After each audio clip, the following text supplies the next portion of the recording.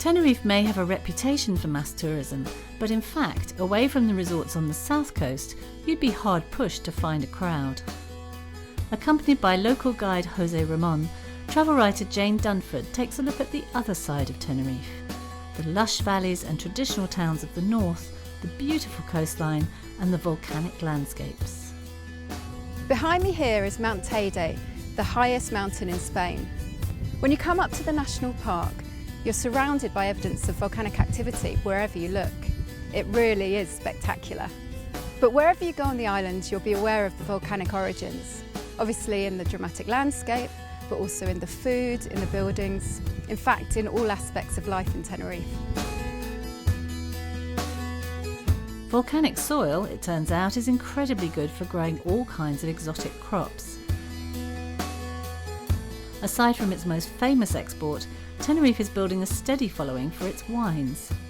A tour of one of the many bodegas is a great way to find your favourite. And to get the bird's eye view of the vineyards and banana plantations, how about this as a holiday experience? Wow! Oh my God! Wow, that's amazing. You can see for miles, hey?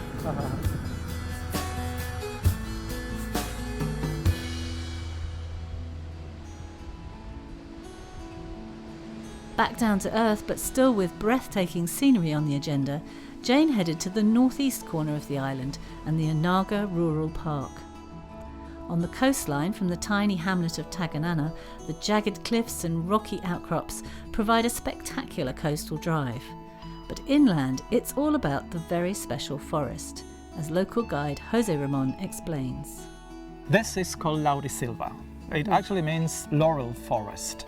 And it's a very special vegetation because, according to experts, this is the type of forest that stretched out the south of Europe and north of Africa before ice ages. So in other words, experts have found here fossil trees and plants in the south of Europe and north of Africa that in this forest they're still alive. Oh.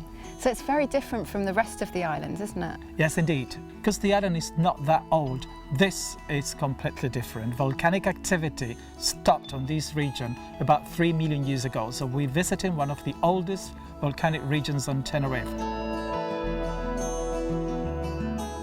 Heading east to west, there's some fascinating towns and villages to explore.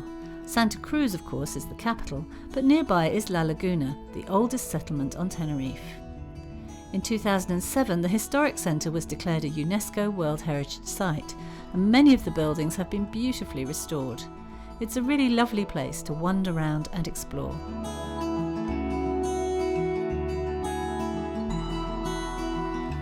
Another town not to miss on the north coast is Garachico. More volcanic connections here, as this was once the island's most important port until it was destroyed by an eruption in 1706. I think people would be really surprised about the places in the north. Places like Garachico, Orotava, La Laguna, they're just some really authentic, gorgeous places to stay. The Canarian architecture, it's beautiful old buildings, quite plain facades, and then you go inside and there's these lovely courtyards. It's very atmospheric. Gracias. Wandering around the town, there's just little windy streets, beautiful old squares. It's just charming. From Garachico, it's a short drive to yet another spectacular area, the Tenerife Rural Park, occupying the entire northwest corner of Tenerife. Formed over 7 million years ago, Tenerife is effectively an island within an island, with dramatic inland cliffs, ravines and gorges. At the heart of the park is the village of Masca. It's very well known nowadays. As we can see, it's very scenic. But the road was only open in the early 70s, so actually Masca was not known, not even for the rest of the islanders, till the road was open in 1971. I guess the hiking in this area must be incredible. That's the main thing. They can hike from Masca to all different places, towards the coastline, towards the mountains, and whatever you go here, there's always something that will surprise you. There is a beautiful path that links the village with the seafront. Once you get down to the seafront, what you have is these sheer cliffs, los gigantes, the giants we call them, because those are the biggest cliffs. It has to be one of the most spectacular views on the island. Yeah, definitely is.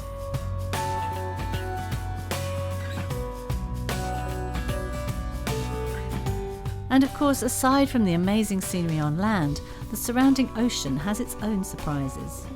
The diving here is world-renowned. With the flyover experience, even complete novices can take to the water for an assisted one-to-one dive.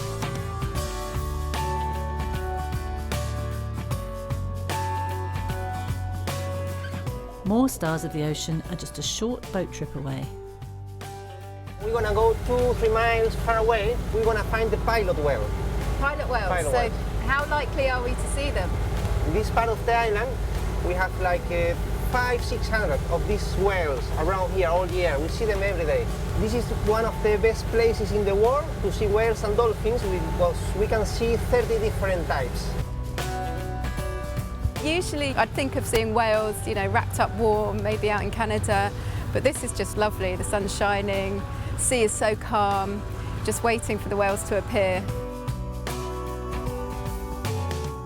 There they are.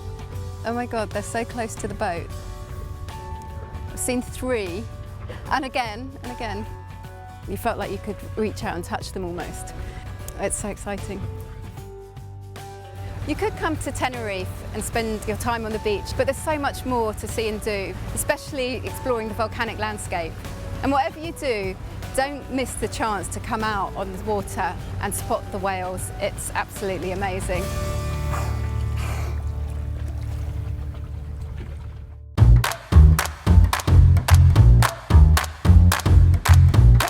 Kayaking is such a great way to explore.